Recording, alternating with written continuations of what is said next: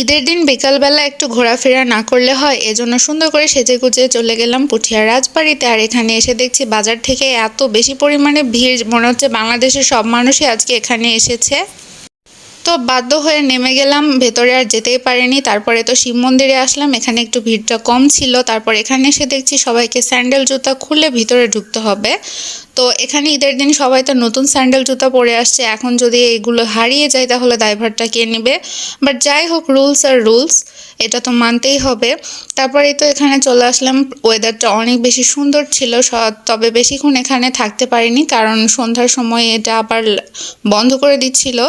So এখানে আধা ঘন্টার মতো ছিলাম, সব অনেকের সঙ্গে দেখা হলো। তারপর চলে আসলাম একটু ফাস্ট ফুড আইটেম খাওয়ার জন্য কনফেকশনারিতে, মানে মূলত আইসক্রিমই খাবো।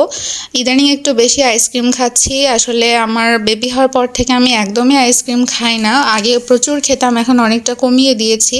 বাট এখন যেহেতু বাচ্চা বড় হয়েছে, ওকে একটু বোঝালে বোঝে, সো আবারও খাওয়া স্টার্ট করেছি। আমার খুব পছন্দের একটা খাবার।